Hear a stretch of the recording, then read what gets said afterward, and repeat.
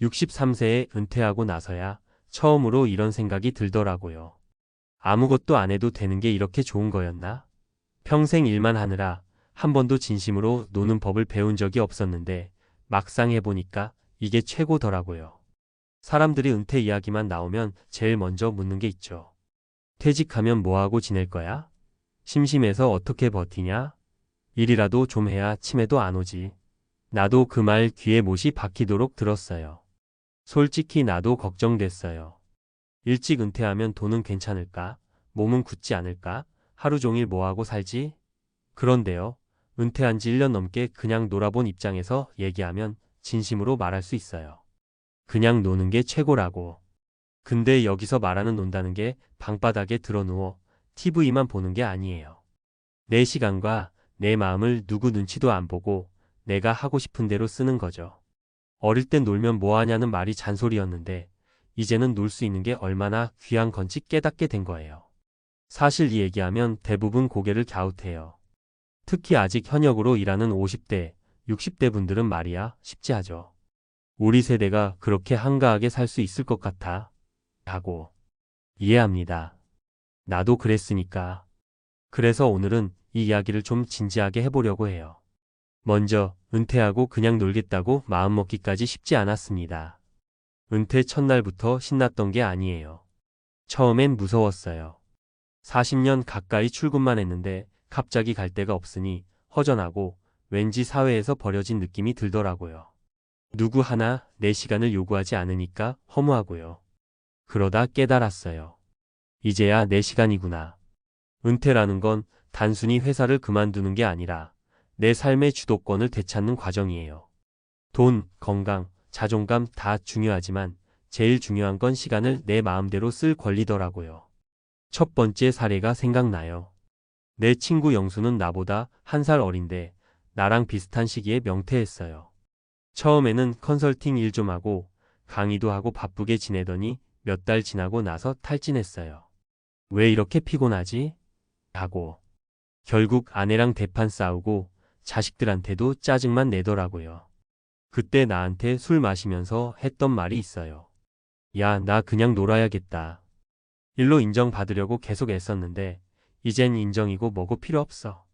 영수는 그 뒤로 매일 동네 도서관 가서 책 보고 산책하고 집에서 커피 내려 마시고 음악 듣고 살아요.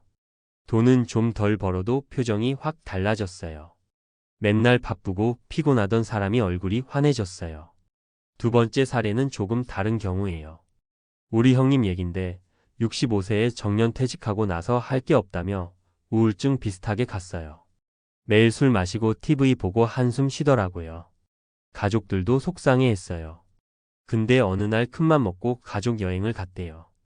가서 한가하게 바닷가 누워서 하루 종일 아무것도 안 했는데 형님이 그러더라고요. 아무것도 안 하는데 이렇게 좋을 수가 있냐. 그 뒤로 달라졌어요. 동네에 작은 텃밭 하나 분양받아서 가꾸고 낮엔 자전거 타고 다니고 하루 1시간씩 낮잠 자고. 사실상 논다는 건데 그게 살린 거예요. 가족들도 너무 좋아해요. 세 번째 사례는 좀 극단적인데 내 친구 선배 이야기예요. 이분은 사업하던 분인데 60대 초반에 접고 나서도 계속 뭔가 하려고 발버둥쳤대요.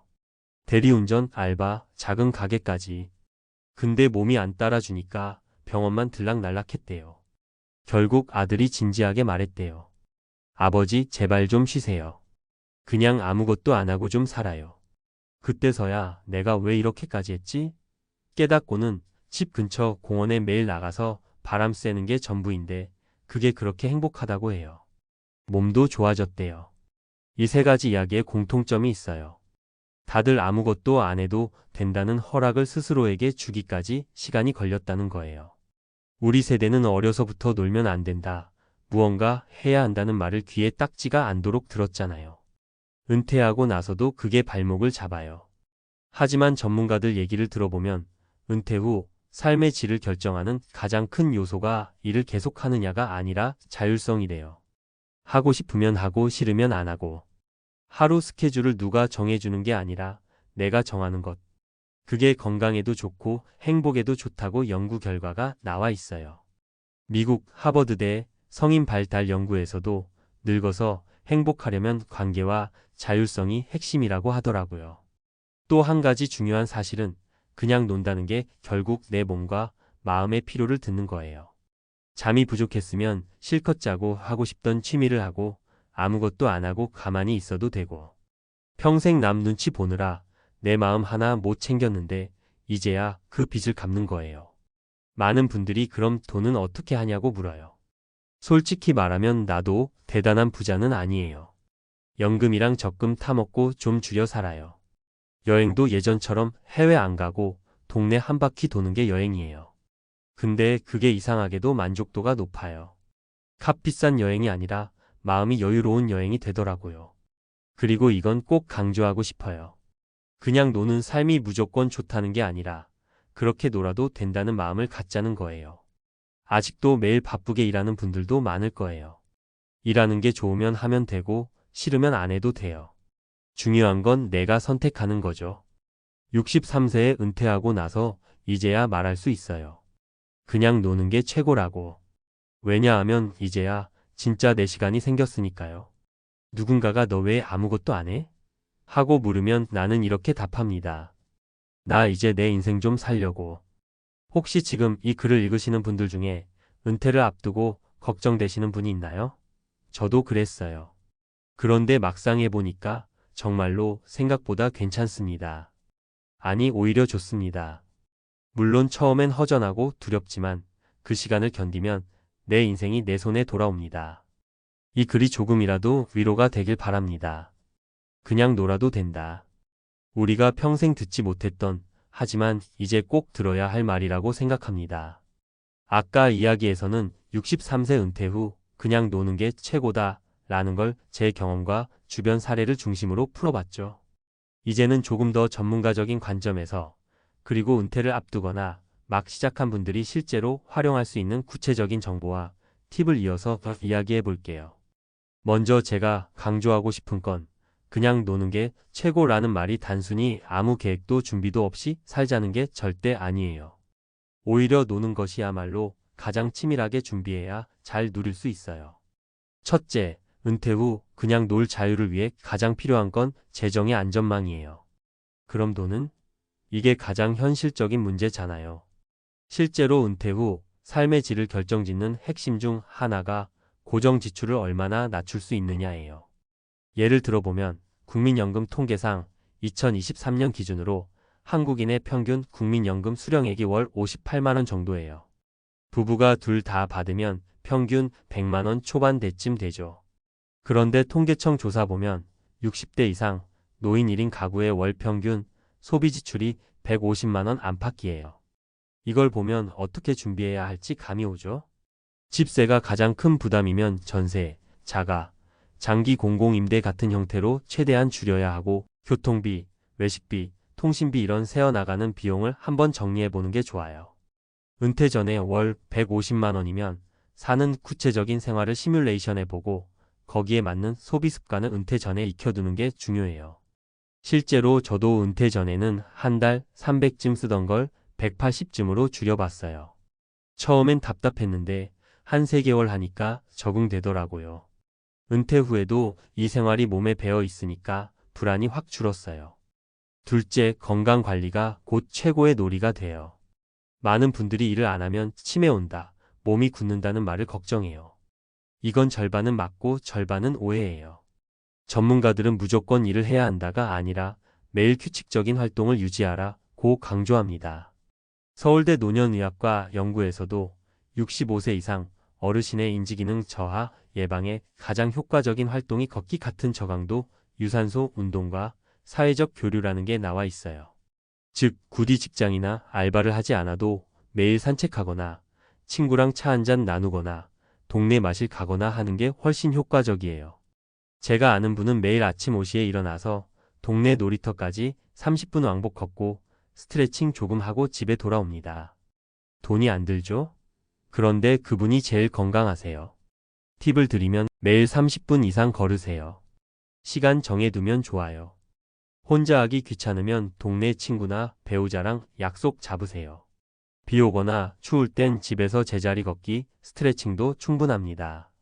셋째, 은퇴 후 그냥 놀기가 가능하려면 관계 정리가 필요합니다. 이 부분은 사람들이 잘 준비 안 하는데 정말 중요해요. 왜냐하면 은퇴하고 나면 갑자기 사회적 지위가 사라지거든요. 직장에서 부장님이었든 사장이었든 퇴직하면 아무도 안 불러요. 이때 허전함 때문에 친구 따라 술자리만 다니다가 건강 무너지고 돈 새어나가는 경우가 진짜 많아요. 여기서 전문가들이 강조하는 건 관계의 질을 관리하라는 거예요. 은퇴 전에 너무 술자리 중심이었던 관계는 조금씩 줄이세요.